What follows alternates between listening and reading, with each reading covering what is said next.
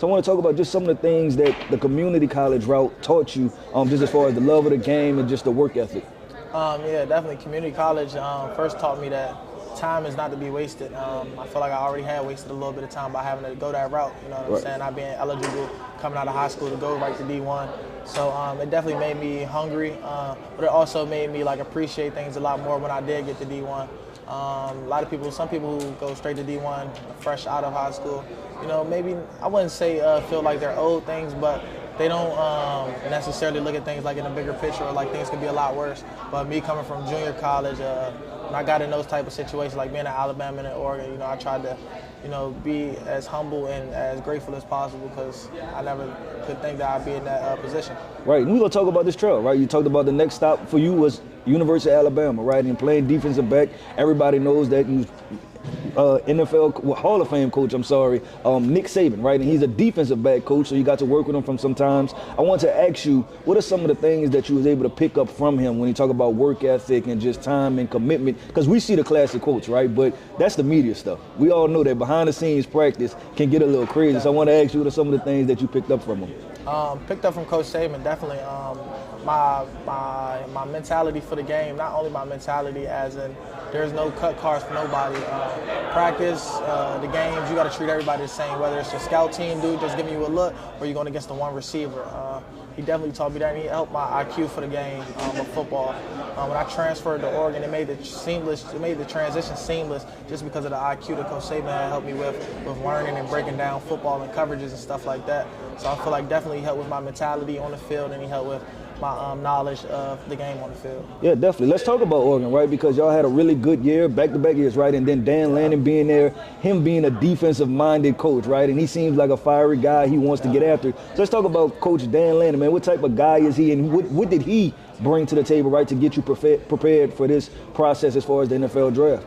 Yeah, being with Coach Lanning, honestly, like, he was honestly just, to me, if I ever thought about what Coach Saban could be like if he was younger, that was to be the younger version, honestly. Just very fiery coach, very inspired, knows the game of football in and out. You know, he was a linebacker when he used to play. Yeah. So he knows the game in and out. And honestly, Coach Lanning just gave me the confidence that he had in my abilities and what he felt like I could bring to the team. And he told me from when I was there on my visit that he was going to ride with me till the wheels fell off. And that was honestly nothing short of what happened. He honestly rode with me throughout. Even I had one bad game this season, I would say, versus Washington the first time we played him.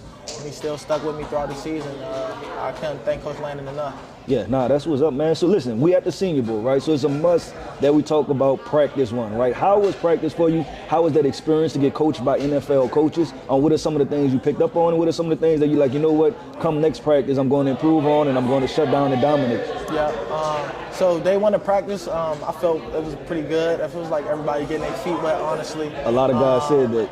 I felt like me during the one-on-one period, I felt like I performed well. I felt a little rusty. I won majority of my reps though, but I definitely did feel rusty not being on the field. I opted out of the game versus Liberty.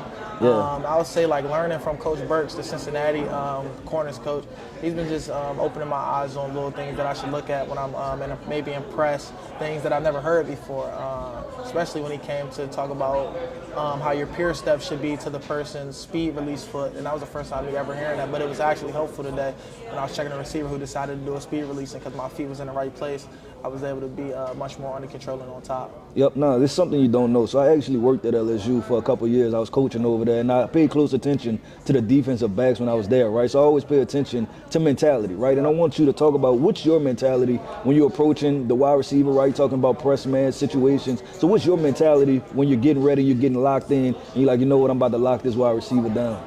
Yeah, my mentality going to the games are, I don't go off nobody's name. You're going to have to show me. Right. Like, that's my mentality going in every game and really every play. Like, whatever receiver I'm going against, regardless if your name is one of the bigger names or one of the smaller names, like, I treat everybody the same. Like, every single play you line up at the line, you're going to have to really beat me. It's nothing going to be easy.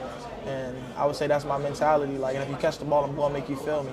Yeah, definitely. I want to wrap this interview. I always like asking the guys, what's their why, right? I seen a couple tattoos before we hopped on here. I have a couple tattoos too, right, with people that mean a whole lot to me, whether that's family members or anything like that. So I want to ask you, what's your why, right? Like, why do you get up every single morning, and then who do you do it for? I get up every single morning for myself. I want to prove myself right.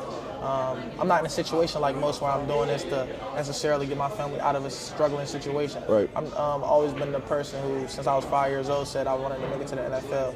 But I also been a person who's heard from a lot of people of the alternative options that you should be able to do. Like, only 1% of people do this. Right. And to me, that was always just my fuel to the fire. Like, oh, you think only 1% of people could do it? Well, I'm going to show you I'm part of that 1%. So that's my fuel. And then who I do it for, my family. My little brother especially, I feel like I'm trying to give him somebody to look up to. He's 12 years younger than me. He plays basketball right now. Okay, he's a hooper, right?